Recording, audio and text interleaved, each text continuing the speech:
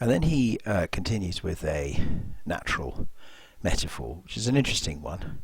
"'Tis in ourselves that we are thus or thus." So, you know, if we started with virtue as nature, as according to the notes here, and then the fact that he uses a fig, which, okay, is a vulgar gesture, but of course it also links to the natural metaphor that we're then about to go on to, I think. "'Tis in ourselves that we are thus or thus." You know, we're one thing or the other. "Our bodies are our gardens, to which our wills are gardeners." This is a significant speech, this, although it is, you know, it might not be your thing, the gardening metaphors, but this is the key here. This idea that your willpower, i.e., your ability to control your garden, yourself, your identity, is, I think, something we will debate about the way in which the play works.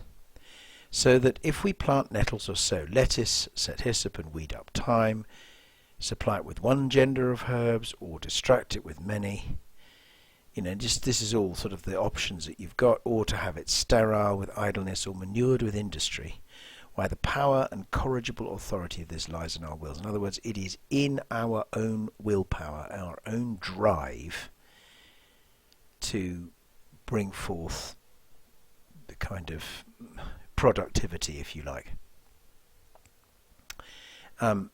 If the balance of our lives had not one scale of reason to poison other sensuality, and this again, this goes on to the same thing. So, and I'd be interested to know where you sit on this. If you believe in rational thought and the power of rational thought to govern your actions, then to what extent then do you think that your will is, you have willpower and that you can govern your actions and govern your future? I'm sure you've had debates like this sometime or other.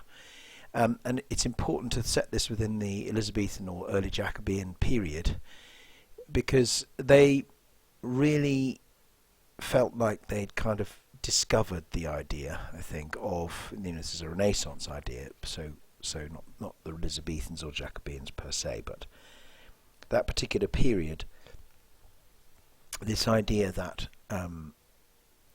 human possibility, if you like, you know, what humans could do, and the idea that reason is much more important than sensuality, i.e., rational thought over emotion, passion, etc.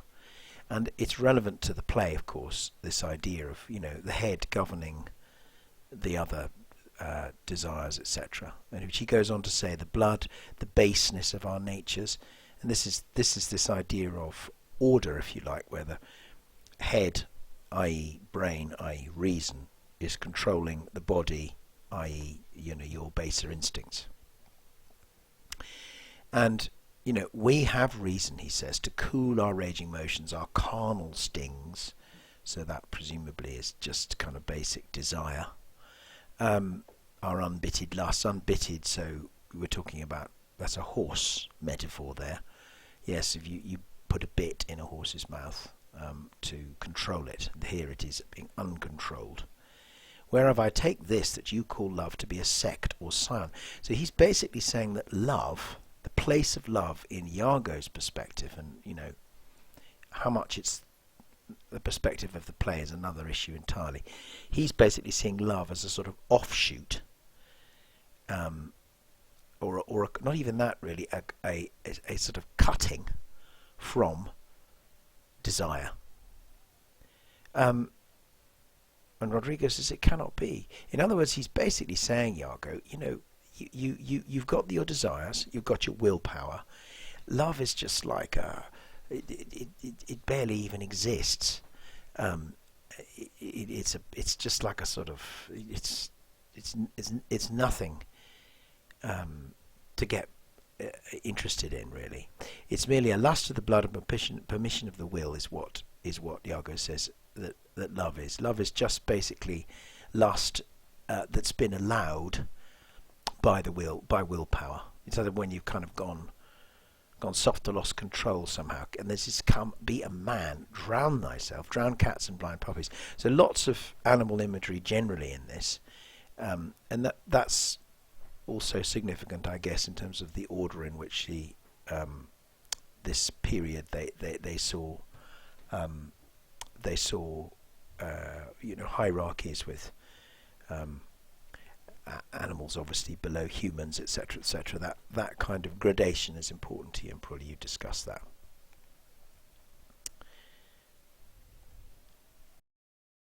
So he then goes on to talk about how he's a very, very strong friend. He says, "I've told you I'm your friend.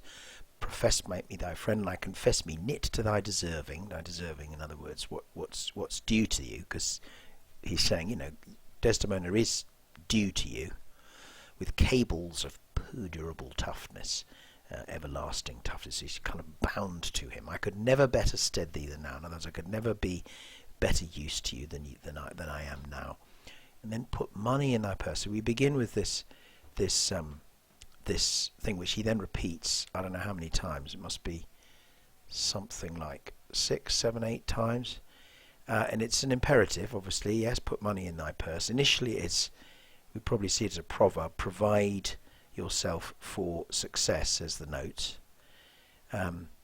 But as the thing goes on, it becomes probably more practical, i.e., basically, get loads of money. We're going to need a lot of it to do the thing that I want to do. In other words, I suppose Iago's saying, you need to carry on paying me, and I'm still your man to arrange for you to get together with Desdemona.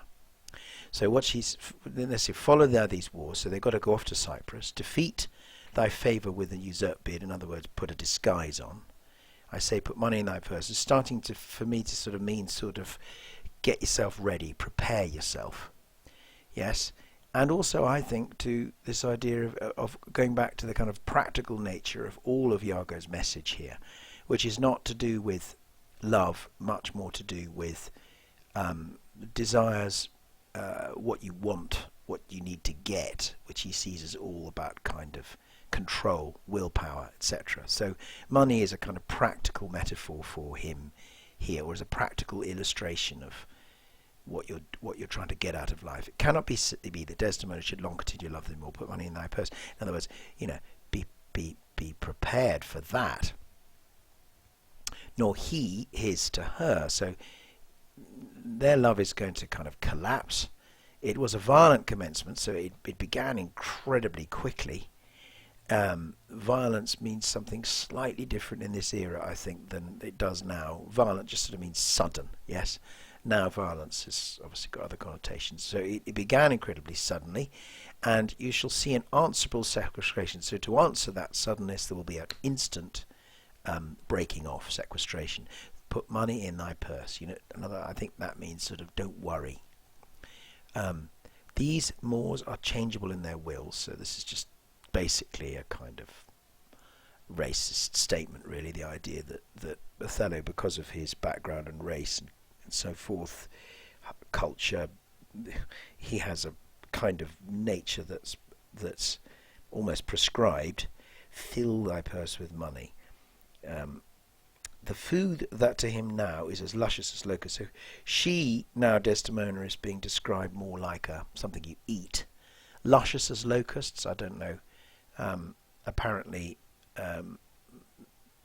they actually, there's some interesting stuff in the notes here. Okay, it's quite interesting that it could well be that actually this is sort of something from the Bible, or like a biblical thing. Locusts, not as in they're going to eat insects. So anyway, it's a luscious food anyway, and also it's handy because it begins with L. Shall be to him shortly as acerb. Acerbic, yes, bitter. And coloquinquita apparently is a bitter apple. So we're going from something delicious to something bitter. That's what's going to happen to his taste for Desdemona. She must change for youth. In other words, she's going to swap him in for somebody younger. When she is sated with his body, yes, so when she's had enough of him sexually, she will find the error of her choice. She'll realise what a mistake she's made. Therefore, put money in thy purse. If thou wilt needs damn thyself, do it in a more delicate way than drowning. I think this is idea. You still this idea at that time that if you commit suicide, you are actually sending yourself to hell. So he's saying basically, if you're going to send yourself to hell, at least make money, and presumably this is money as in Desdemona is being swapped in for money, as she constantly is in the play. If sanctimony and a frail vow betwixt an erring barbarian. So if holiness, the holiness of the marriage bond, and it's a frail one, yes, between an erring barbarian, which is Othello, and a super subtle Venetian, which presumably is a reference to Desdemona, yes. Be not too hard for my wits. In other words, if I can't break this apart, then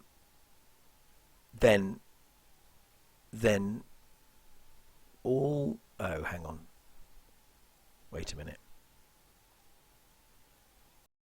I think that is what it's saying. So it's not too hard for my wits to work it all out, and all the tribe of hell, because this is going to be something he's going to deal with.